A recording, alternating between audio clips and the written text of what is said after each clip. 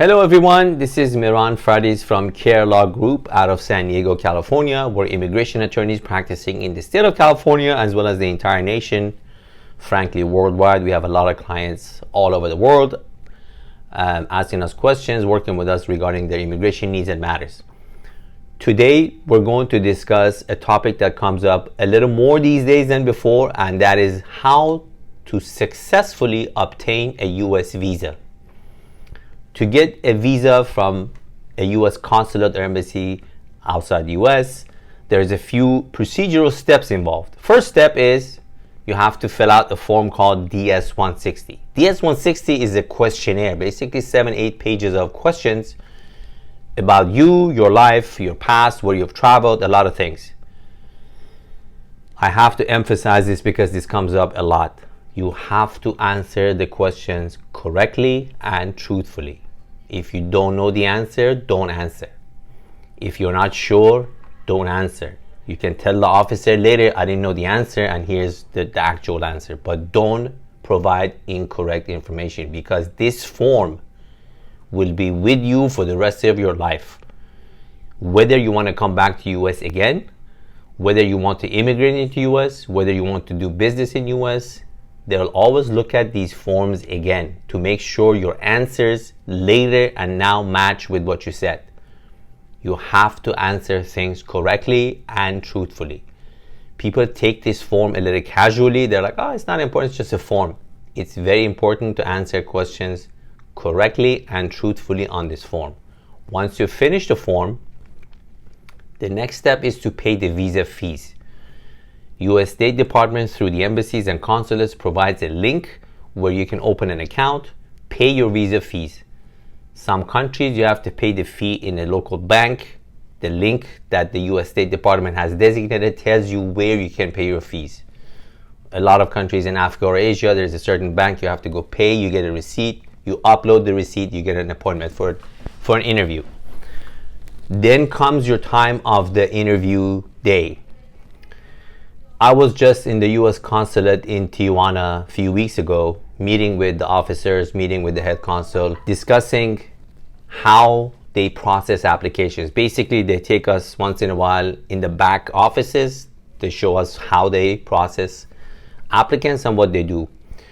We often meet with U.S. Consulate staff in Tijuana because we're close to that outlet, maybe like 15-20 minutes from my office. U.S.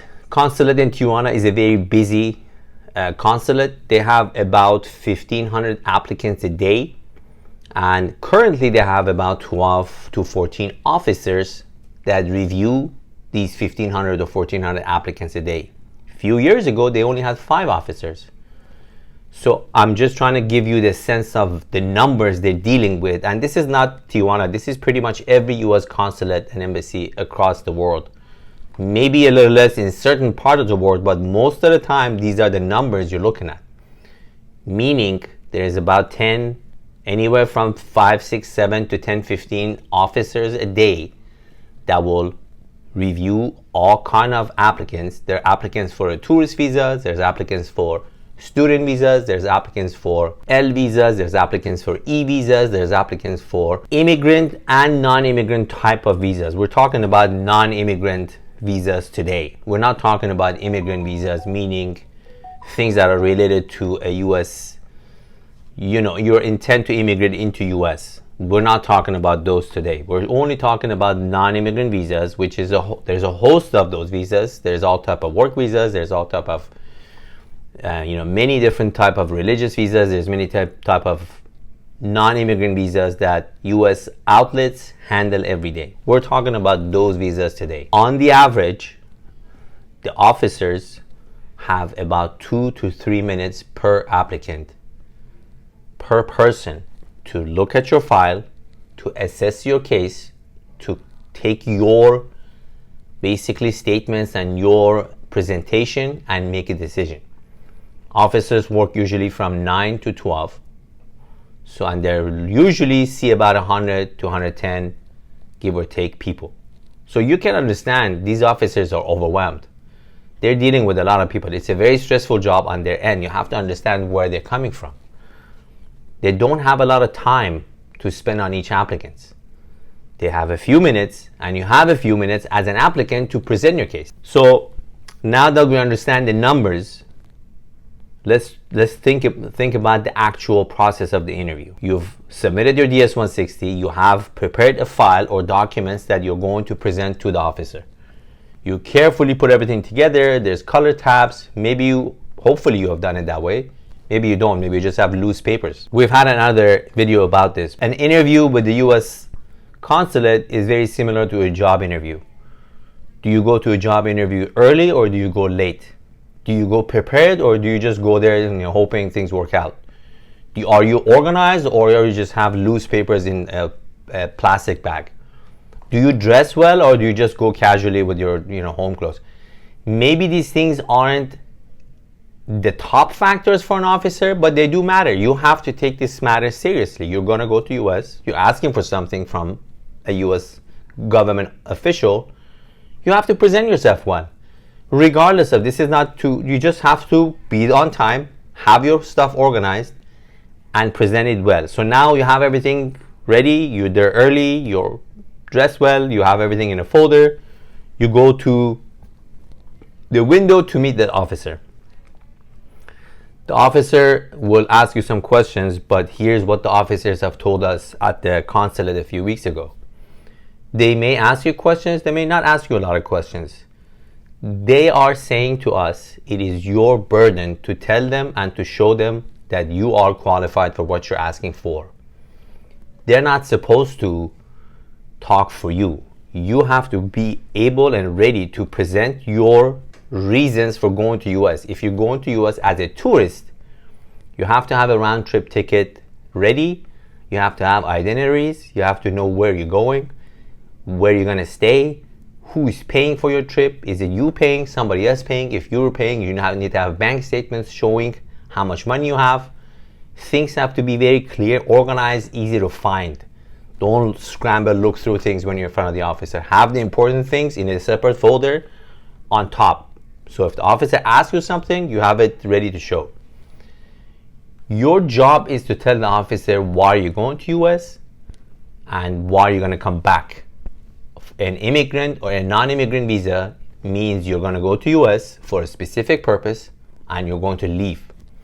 You need to show reasons you're going, reasons you're coming back, meaning ties to your own home country. Why would you come back? I have children, I have work, I'm doing this, that, I have appointments, this is my life. I have all these properties, I have money, I have this.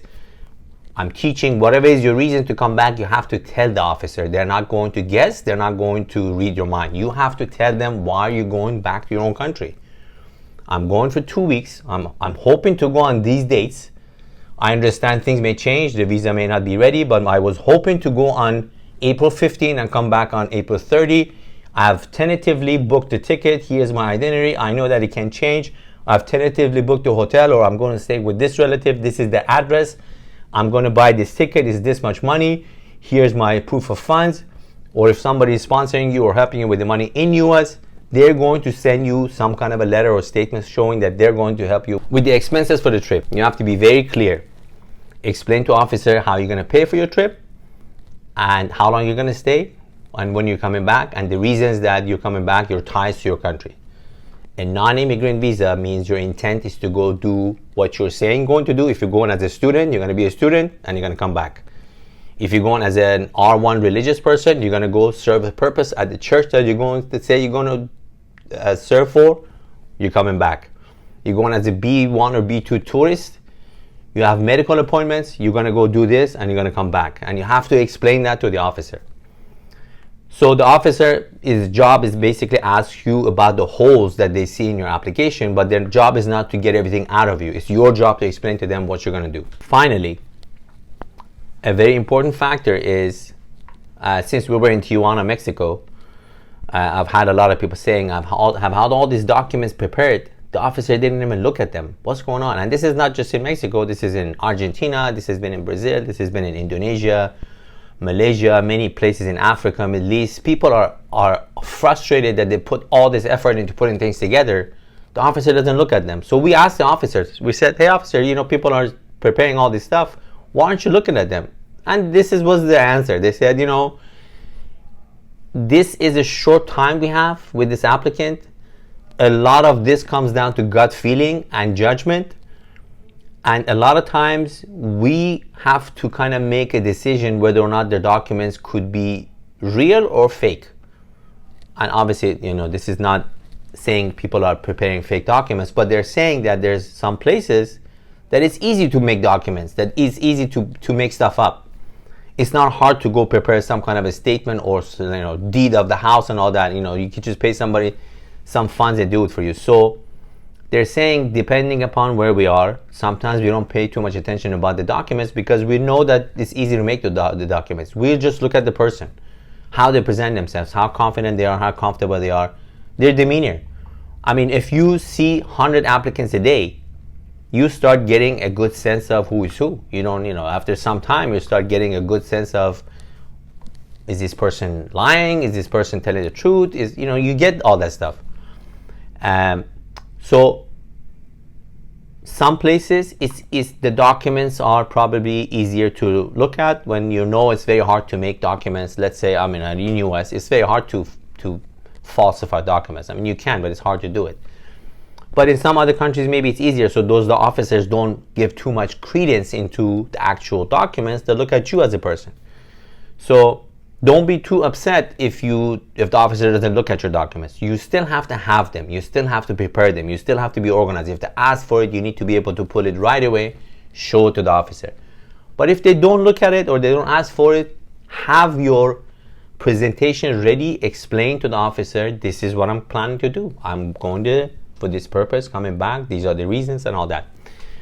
I hope this was a video that was helpful to you. We do meet with U.S. officers at the consulates quite often. We update ourselves about their requirements, what they're looking for, how they see things from the back end. And my job is to obviously relay that stuff to you so you can be more successful and present your case better to an officer when you have your interview. I hope this was helpful to you. If you have any questions, contact us, Care Law Group in San Diego. We practice immigration law, and we're here to assist you with your immigration questions. Have a great day and talk to you soon.